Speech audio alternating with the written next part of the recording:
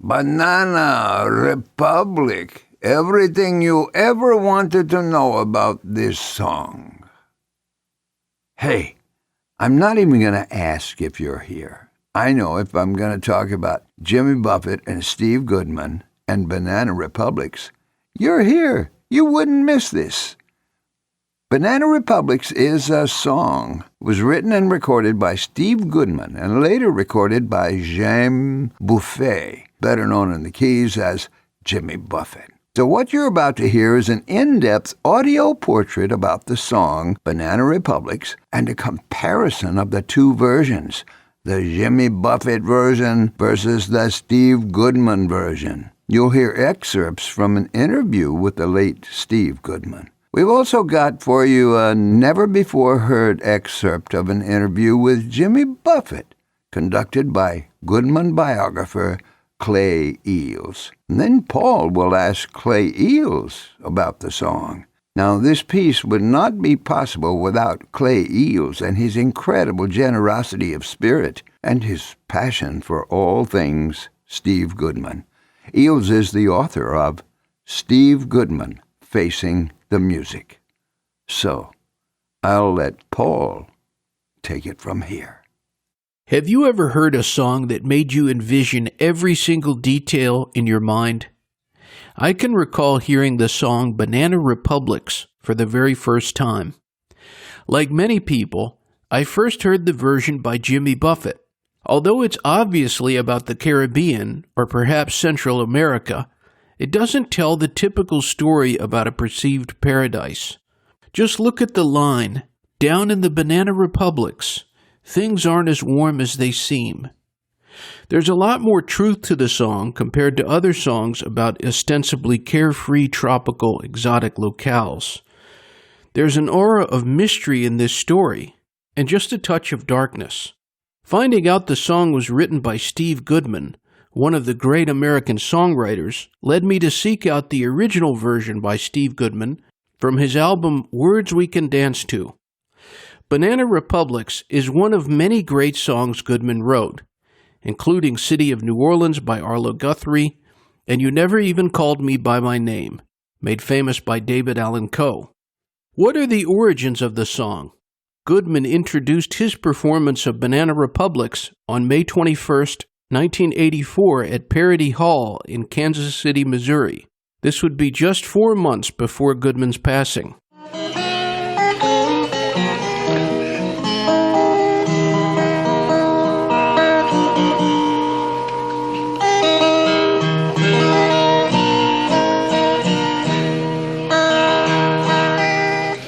This song a few years back about Central America. I hate like hell to see it come true. This was originally just for the square grouper fishermen down there. That's what Jim Buffett called the runners down there. We will get more into the song's inspiration shortly.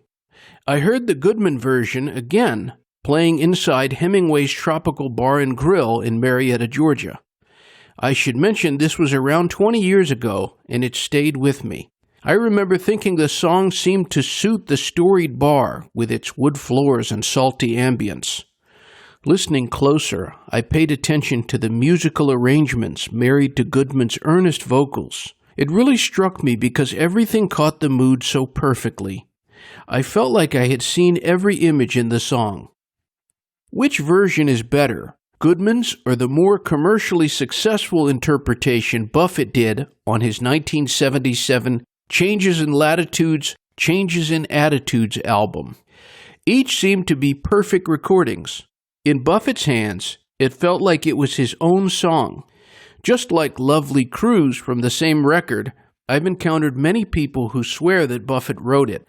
I'm reminded of the song Would You Lay With Me in a Field of Stone? It has two definitive versions, the Tanya Tucker interpretation and the one that came a couple years later recorded by the song's writer, David Allan Coe.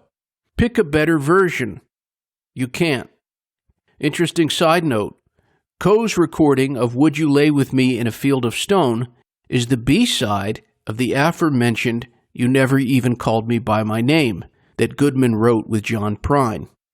So what inspired the song Banana Republics? Here is an excerpt from the Los Angeles-based folk scene radio show, dated May 20th, 1976. This is one of the most complete descriptions of Banana Republics and its inspiration.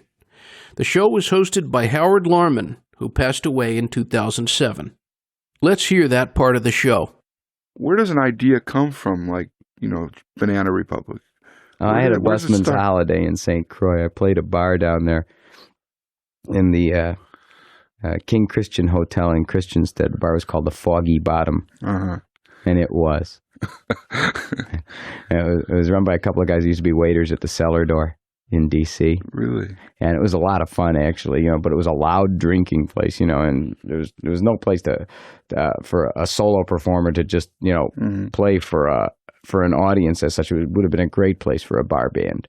I can't tell you how much I wished I was back in a bar band, right, in the middle of that gig. But it was, it was fun. Armando Castro, the Cuban sharker, would bring the sharks up on the dock, that he'd caught. And I got to go scuba diving. I mean, I had a hell of a good time. But Hess Oil has the largest refinery in the Western Hemisphere on St. Croix, which is an American Virgin Island.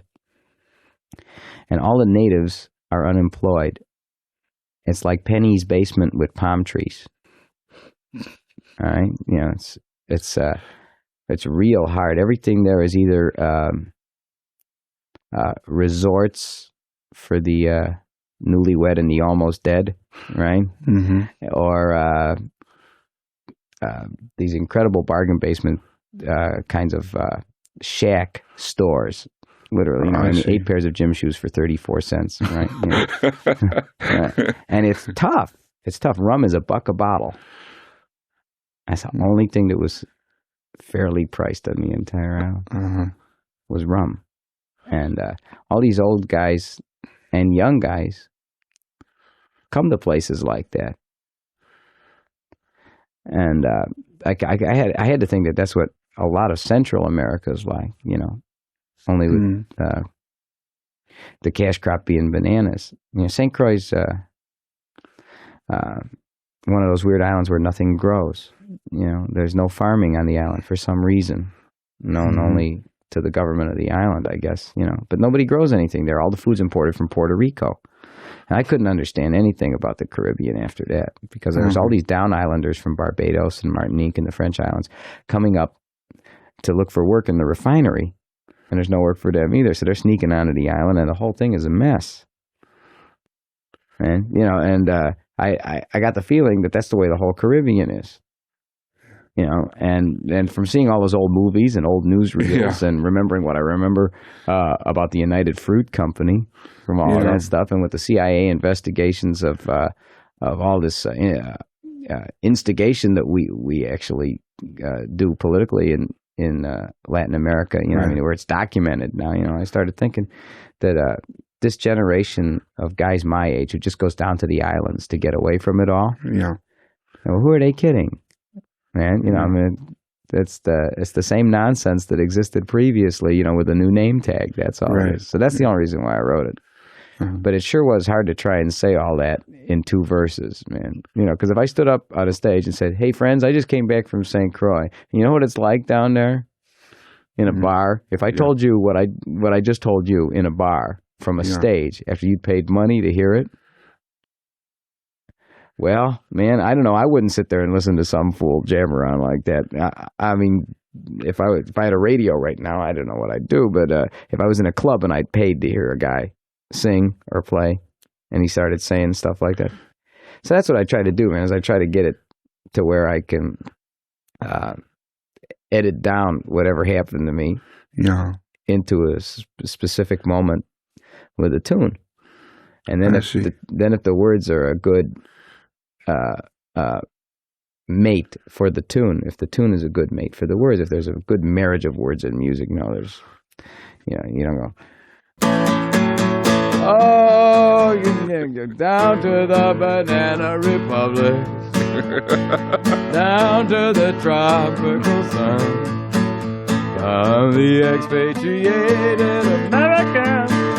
Well, so,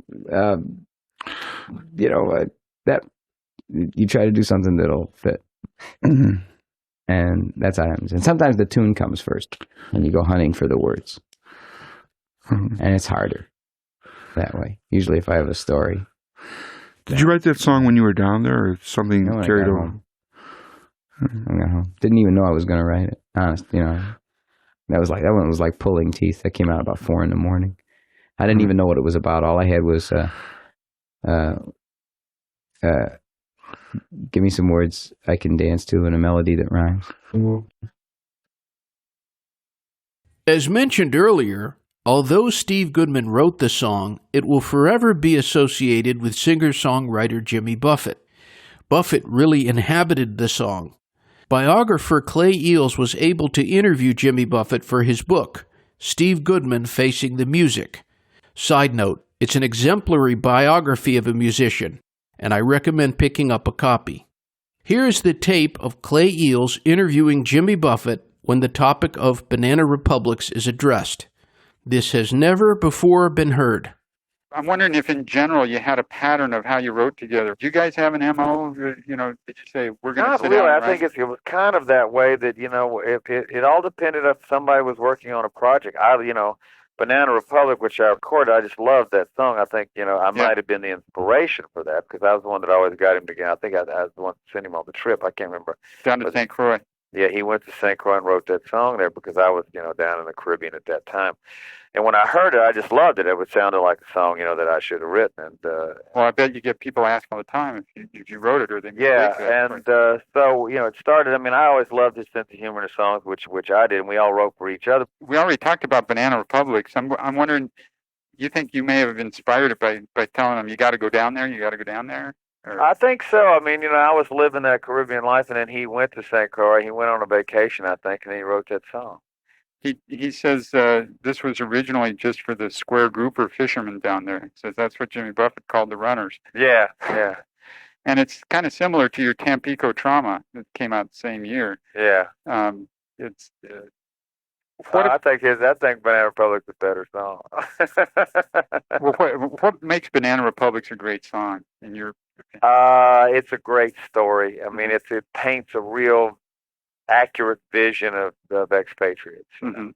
And for people that know them and for people that just don't, it's a very vivid image. And still is, that's probably one of, and you get into the most requested songs, favorites of mine or my performances. Banana Republic's got to be one of them, and I think it's that reason.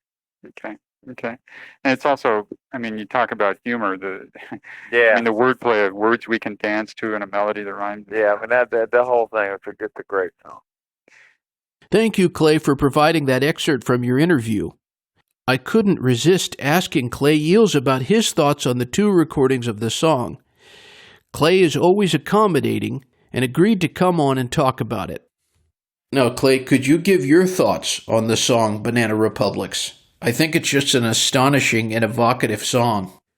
Well, there are basically 2 well-known versions of Banana Republics to consider.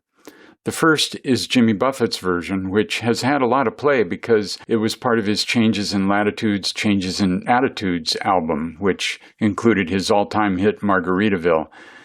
It's a terrific version because Buffett is his typically laid-back self, and the song's message and whole spirit fit his persona to a T. It's also nice to hear a hint of marimba in the background of the studio recording, and in his live performances, Buffett often adds a steel drum backup and solo, which is really effective. But if I have to pick, I will go with the other version by the author himself, Steve Goodman. And not just because I wrote Goodman's biography. There are several reasons. First is the overall musical feeling. Goodman's version moves along more quickly than Buffett's more sluggish tempo. He also uses a syncopated bass line and a really subtle synthesizer to good effect, while Buffett chooses the kind of conventional strings accompaniment that we've all heard on countless pop hits. And to me, the crowning instrumental touch is the magical work of a master accompanist, the late Jim Rothermel. His high-pitched counterpoint on recorder just bounces gently throughout the song, and it invites us in a way that is eerie and captivating at the same time. My second reason for choosing Goodman's version is that he sticks closely to his own lyrics, which is important to painting the poignancy of the song's setting. Buffett sings about tons of ganja, which sounds kind of hip, but Goodman's reference is more plain, just marijuana. Where Buffett says the expatriated Americans are hoping to find some fun, Goodman strengthens the verb to expecting to have the fun. Buffett sings, "You know you can't trust them, they know they can't trust you." But Goodman crucially connects the two. You know you can't trust them because they know they can't trust you. Goodman does the same thing with what obviously is the song's key line. Give me some words I can dance to and a melody that rhymes. Buffett, when he sings the same line, says or, not and. And to me, that's a big difference. Finally, it's Goodman's aching voice that is a perfect fit for the song's milieu. So you can't go wrong with either version, but I think Goodman's own take is, taking off on one of the song's lines, my own firsthand American dream. I recall the great songwriter Keith Sykes expressing his appreciation for Banana Republics, saying, "It's just a fantastic song. Many of you concur. It's an unusual melody, and the lyrics are so clever. Is there a better version?" As Clay Eel said, you can't go wrong with either version. But I would really love to know what you think.